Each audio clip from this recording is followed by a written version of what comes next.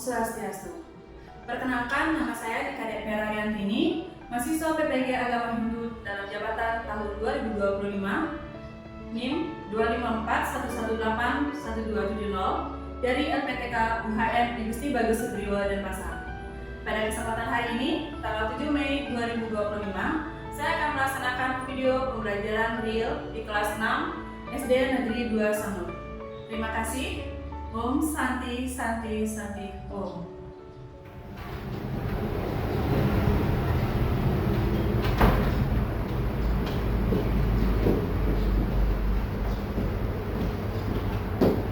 Pada asana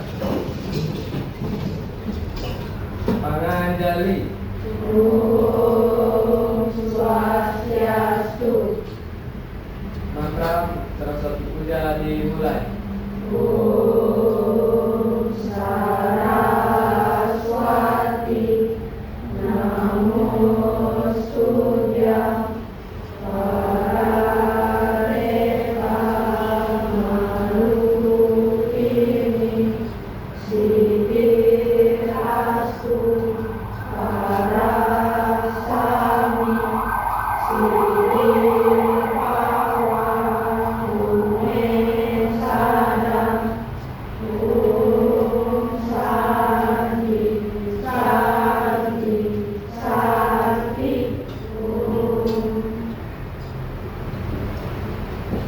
Parasami dulu. Oke, semangat pagi. Pagi luar biasa hebat. Oke, gimana kabar kalian hari ini? Baik. Ayo kita menyanyikan lagu wajib nasional dulu, ya. Baik, untuk anak-anak silakan berdiri semua ya. Ayo maju, maju. Garuda Pancasila, akulah pendukungmu. Patriot proklamasi, sedia berkorban untukmu. Pancasila dasar negara, rakyat adil makmur sentosa, pribadi bangsaku. Ayo maju, maju, ayo maju, maju, ayo maju, maju. Oke, sebelum itu kita akan melakukan absensi dulu. Kita Yudhesti Kalista, Putri Ayu Ningsih, Anjaska. Oke, biar kalian tambah semangat, kita tepuk semangat dulu. Tepuk semangat.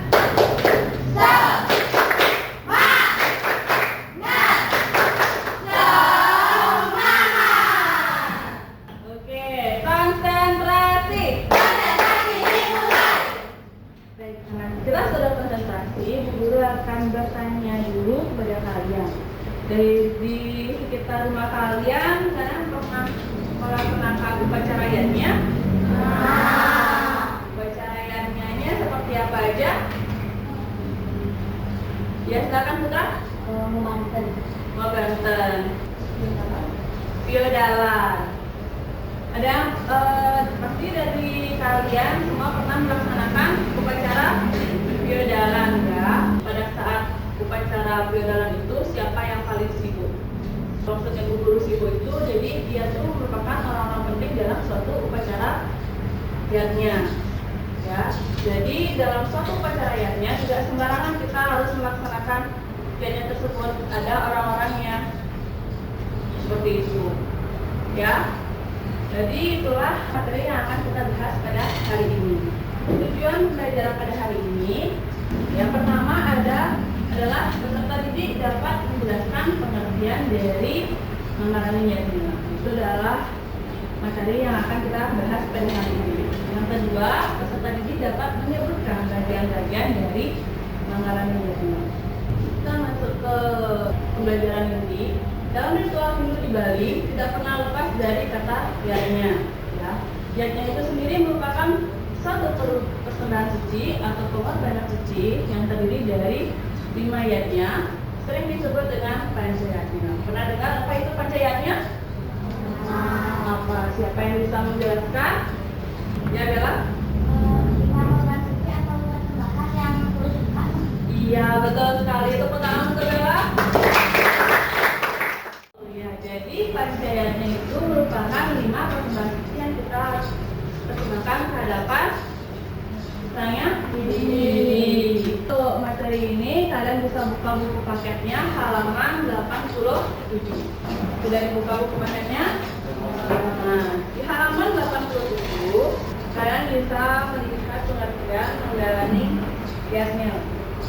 Ya, kiasnya itu sudah terlepas dari mengalami kiasnya, yaitu orang-orang penting yang ada dalam suatu upacara kiasnya. Silakan coba ceritakan sedikit bagaimana kalian melaksanakannya. Silakan dari Bella.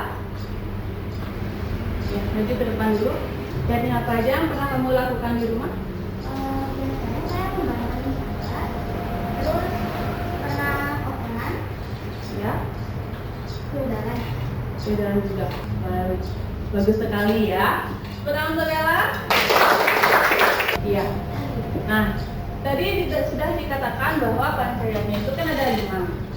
Kita kembali di sini panchayatna. Bagian-bagiannya ada 5. Ada apa aja? Yang pertama ada riwayatnya. Yang kedua riwayatnya. Yang ketiga Retiyatnya. Yang keempat Gutayatnya. Yang kelima Riwayatnya adalah persembahan suci ke hadapan Sang Yang Widi Wasa. Itu contohnya seperti perodalan, kalian melaksanakan krisanya, nah seperti itu, atau membentang saiman. Itu termasuk ke dalam riwayatnya. Yang kedua, fitrayatnya. Fitrayatnya itu adalah persembahan suci kepada orang tua ataupun leluhur kita. Contohnya adalah upacara pengabenan, atau kalian bisa menghormati orang tua kalian di rumah. Ya. Yang ketiga ada resiyatnya. Resiyatnya adalah bagaimana kita persembahan suci ke hadapan maharesi atau orang suci atau guru. Ya, contohnya kalian bisa menghormati guru kalian di sekolah atau menghormati orang suci seperti pemangku maupun sulinggi. Ya. Menghormatinya dengan cara apa, guru? Dengan cara kalian bisa bersikap sopan kepada beliau. Jadi kalau misalnya kalian melihat orang suci, kalian bisa mengucapkan salam atau bagaimana caranya kalian bersikap dengan sopan. Jangan baru lihat orang suci lewat-lewat saja. Boleh kayak gitu? Ya. Yang keempat ada butayatnya. Itu adalah persembahan suci kepada butakala. Ya, butakalanya itu adalah makhluk yang ada di bawah. Contohnya kalian bisa melakukan sejahan, menghaturkan sejahan. Nah, kalau kalian menghaturkan sejahan itu di atas atau di bawah? Ya, pasti di bawah. Contoh lain bisa kalian melaksanakan upacara mecaru. Ya, itu persembahan kepada butakala. Dan yang terakhir adalah manusayatnya. Itu persembahan kepada sesama manusia. Contohnya apa? Apa? Nah, apa lagi? Potong gigi, apa lagi? Potong gigi, mentatah kepada sesama. Lagi? Pernikahan, ya. Kalau potongan itu dari bayi masih dalam kandungan, itu sudah kita melaksanakan upacara menjodoh-jodohan. Ya, lanjut sampai bayi itu 1 bulan 7 hari, 3 bulan, 1 onton, 2 onton, 3 onton, sampai dia remaja. Habis remaja dia akan melaksanakan upacara mempandas. Mempandas, menikah, dan mempunyai kehidupan rumah tangga yang baru. Sudah, ada pertanyaan dari ini? Sudah paham? Kita lanjut ke materi. Salah satu biasnya itu adalah mesaiban atau mejotan, atau sering disebut dengan biasnya sesnya. Itu biasanya dilakukan setelah selesai memasak atau sebelum menikmati makanan. Dan sebaiknya memang mesaiban dulu baru makan. Seperti yang ditulis dalam Bhagavad Gita, percakapan 3 sloka 13, yaitu biasanya yang baik makan setelah upacara bakti akan terlepas dari segala dosa. akan terlepas dari saudara dosa, tetapi menyediakan makanan lezat hanya bagi diri sendiri, mereka ini sesungguhnya makan dosa. Ya, maksudnya jika kita sudah selesai memasak, alangkah baiknya kita menghaturkan dulu makanan itu ke hadapan Sang Yang Widi Wasa sebagai apa? Wujud rasa wujud rasa syukur kita kehadapan Sang Yang Widi, karena kita masih diberikan kehidupan, masih bisa masak pada hari itu. Ya, ada di sini yang makan dulu baru ngebatan. Nah, misalnya kalau kalian itu kan contoh musaiban ya. Kalau misalnya kalian di sekolah, ya, buka bungkus nasi, apa yang harus kalian lakukan dulu? Yang pertama berdoa. Masih ingat mantra makan? Apa mantra makannya? Ya, sudah dilaksanakan? Setelah berdoa, apa yang kalian lakukan? Mengambil sejumput nasi, ya, dipinggirkan, itu sebagai wujud kita bersyukur kehadapan Sang Yang Widi karena kita masih diberikan makan pada hari itu. Sudah dilaksanakan? Kita lanjut. Ajaran agama Hindu tidak hanya di Bali, tetapi dianut oleh beragam suku di Indonesia, ya. Baik itu di Jawa, di Lombok, di Sumatera, Kalimantan, di mana lagi itu kan? Di Sulawesi, itu seluruh Indonesia ada yang menganut ajaran agama Hindu. Nah, maka dari itu dalam pelaksanaannya menjadi perhatian bagi Manggalaniyatnya yang disebut dengan Desa Tarumpayung. Jadi setiap wilayah itu pasti ada perbedaannya, ya. Lanjut, kembali ke topik Manggalaniyatnya, ya. Silakan kalian buka buku catatannya. Nah, Manggalaniyatnya adalah pertulisan suci dalam agama Hindu. Dalam pelaksanaannya tidak terlepas dari Manggalaniyatnya yang merupakan orang-orang yang memiliki kekuatan yang baik dalam menggerakkan upacara yatnya. Dan bisa catat pengertian dari Manggalaniyatnya tersebut, sehingga pelaksanaan yatnya berjalan dengan baik dengan dilandasi ketulus ikhlasan. Oke, kita coba baca sama-sama dari Manggalaniyatnya. Manggalaniyatnya adalah Orang yang memiliki kekuatan yang baik dalam menggerakkan upacara yatnya sehingga pelaksanaan yatnya berjalan dengan baik dengan dilandasi ketulus ikhlasan. Nah, tadi kan Bu Guru sudah menanyakan kepada kalian dalam kegiatan yang kalian laksanakan di rumah maupun di sekolah, ada nggak orang-orang yang kalian lihat sibuk? Itulah Manggalaniyatnya, ya. Beliau merupakan orang-orang yang penting dalam suatu pelaksanaan yatnya. Tanpa beliau pelaksanaan yatnya tidak akan berjalan dengan baik, ya. Jadi sekarang kita akan lebih mendalami apa sih Manggalaniyatnya itu, kenapa sih Manggalaniyatnya itu harus ada dalam suatu upacara. Nah, secara garis besar ada 3 unsur yang terlibat dalam upacara yatnya itu, yang disebut dengan Tri Manggalaniyatnya, yang terdiri dari Sang Yajamana, Sang Widya, dan Sang Sadaka. Selanjutnya kalian catat, Sang Yajamana itu adalah penyelenggara. Penyelenggara merupakan orang yang menyelenggarakan suatu upacara yatnya, ya. Sang Widya adalah pembuat sarana upacara. Sang Widya ini biasanya disebut, sering kita dengar sebagai tukang ganteng. Pernah dengar? Nah, dia adalah yang membuat semua sarana upacara. Dan yang terakhir adalah Sang Sadaka, pemimpin upacara yatnya. Pemimpin upacara yatnya itu yang dimaksud adalah yang mengumpul dalam upacara yatnya, baik itu pemangku maupun suri. Dan akan bahas satu persatu, ya. Yang pertama adalah Sang Yajamana. pelaksananya. Ya, kalian perhatikan gambar di depan itu ada bapak-bapak. Ya, biasanya yang menjadi sang jemana itu adalah kalau misalnya di rumah pasti kepala keluarga, ya orang tua kalian.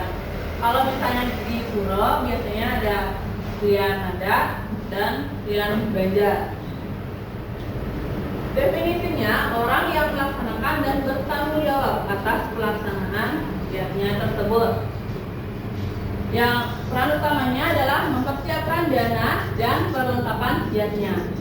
Yang kedua, menentukan jenis giatnya yang dilaksanakan. Dan yang ketiga, memastikan pelaksanaan sesuai dengan sastra agama. Yang contohnya keluarga yang mengadakan upacara pernikahan maupun biodalan. Ya. Upacara rakyatnya itu kan banyak. Di setiap upacara rakyatnya pasti ada sang yajamana. Nah, coba nanti kalian perhatikan lagi, misalnya kalian ada upacara pernikahan kakaknya atau saudaranya, pasti ada kalian pernah lihat di balai dagangnya itu ada bapak-bapaknya duduk. Nah, itu adalah salah satu dari sang yajamana. Nah, yang kedua adalah sang widya. Coba perhatikan, silakan jelaskan, dibaca definisinya. Terakhir ya. Orang yang membantu yajamana dalam pelaksanaan adatnya. Sang widya atau takmini sering disebut juga dengan sarati. Menyiapkan semua sarana dan perlengkapan adatnya, membantu mempersiapkan adatnya sesuai jenis dan tingkatan upacaranya, memastikan prosesi upacara adatnya tersebut lancar. Contohnya apa aja, Kak? Mengaku dan ibu-ibu yang memahami tata cara membuat banten sesuai sastra ibu. Iya, bagus sekali. Coba Aileen, diperhatikan gambar di depan. Apa yang kamu amati? Ada ibu yang sedang membuat upacara. Iya, betul. Ada ibu-ibu yang sedang membuat sarana upacara. Ya. Selanjutnya, nah, sang sadaka. Silakan dibaca Kenzi. Ya, definisinya? Orang suci yang menyaksikan dan memimpin doa dalam adatnya. Iya, perannya? Hanya kebacakan mantra suci, Rashid. memberikan wejangan spiritual, menunjukkan sarana upacara, Iya, contohnya? pemangku dan pemimpin yang memimpin upacara yang sesuai tingkatan upacaranya. Iya. Yang pertama, definisi orang yang menyaksikan dan memimpin doa dalam upacara rakyatnya. Pasti kalian pernah lihat siapa yang memimpin upacara rakyatnya di dalam upacara biodalan yang pernah kalian laksanakan di rumah? Pemangku? Apa seringnya? Dan peran beliau adalah membacakan mantra-mantra, ya, untuk mengukur suatu upacara pasti membacakan mantra-mantra yang terkait dengan upacara tersebut. Upacara pernikahan beda dengan upacara mempadas atau potong gigi. Yang kedua, memberikan wejangan spiritual. Pasti kalian tidak asing melihat pemangku atau suliye itu melaksanakan dharma wacana namanya, ya, memberikan wejangan suci agar apa? Agar umatnya paham dengan upacara kegiatannya tersebut. Yang ketiga itu adalah menyucikan sarana upacara. Jadi semua sarana upacara itu disucikan dulu baru dihaturkan. Kita lanjutkan. Nah, hubungan ketiga unsur ini yaitu sang yajamana memerlukan bantuan sarati dan sadaka untuk suksesnya upacara rakyatnya. Sang sarati dan sang sadaka saling melengkapi dan mendukung jalannya upacara rakyatnya. Nah, tanpa salah satu dari ketiganya ini, upacara rakyatnya tidak akan berjalan dengan baik. Jadi hubungan ketiganya ini harus ada dan saling berkaitan. Nah, di sini ada pelaksanaan rakyatnya tidak didasarkan pada besar kecilnya sebuah rakyatnya, melainkan pada keikhlasan dan ketulusan. Di sini ada tiga tingkatan rakyatnya yang terdiri dari Satvika rakyatnya, Rajasika rakyatnya, dan Tamasika rakyatnya. Baik, sebelum kita lanjut, dulu akan mengorganisasi kalian dalam 3 kelompok, ya. Kelompok 1, kelompok 2, dan kelompok 3. Silakan perhatikan video di layar. Ini merupakan suatu contoh bagaimana pelaksanaan biodalan di Pulau Pusat di Sumatera Selatan. ya. Jadi di Sumatera mereka juga melaksanakan upacara yatnya. Silakan ditulis apa yang kalian amati dalam video tersebut.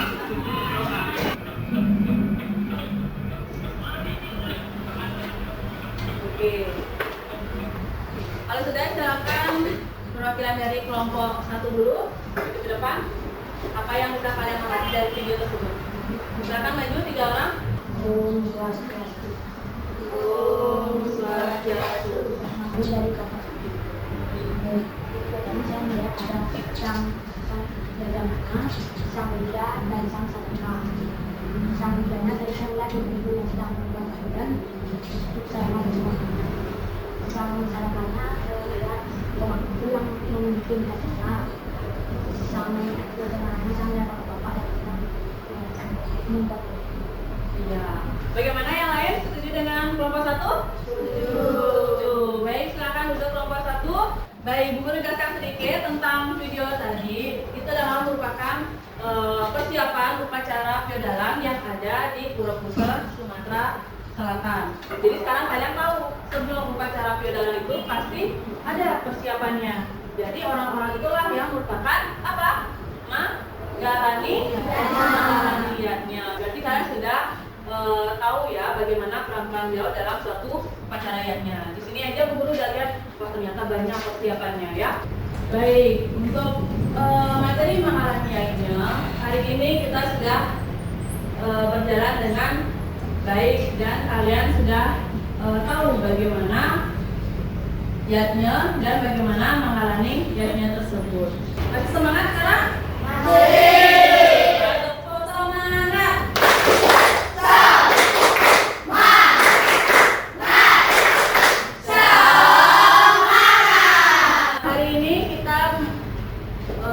Pembelajaran tentang mengalami yatnya. Apa yang sudah kalian pelajari dari materi hari ini?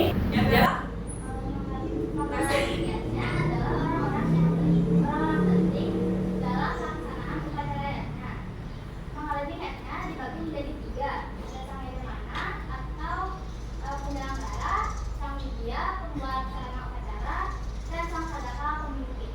Iya, beri tepuk tangan untuk Bella. Dari pembelajaran kita hari ini, apa yang bisa kita simpulkan? Bahwa satu upacara yatnya tidak terlepas dari mengalami yatnya. Mengalami yatnya itu sendiri artinya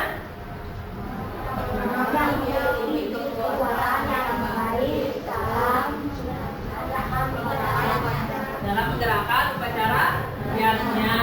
Bagian-bagiannya ada berapa? Ada 3, yaitu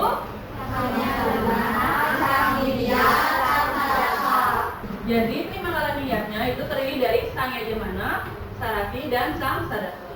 Ketiga unsur ini sangat penting untuk kesuksesan pelaksanaan yatnya. Memahami peran mereka membantu kita menjalankan yatnya dengan apa? Dengan tulus dan tanpa paksaan maupun tanpa imbalan. Dan mari kita laksanakan yatnya dengan ikhlas demi kebaikan bersama.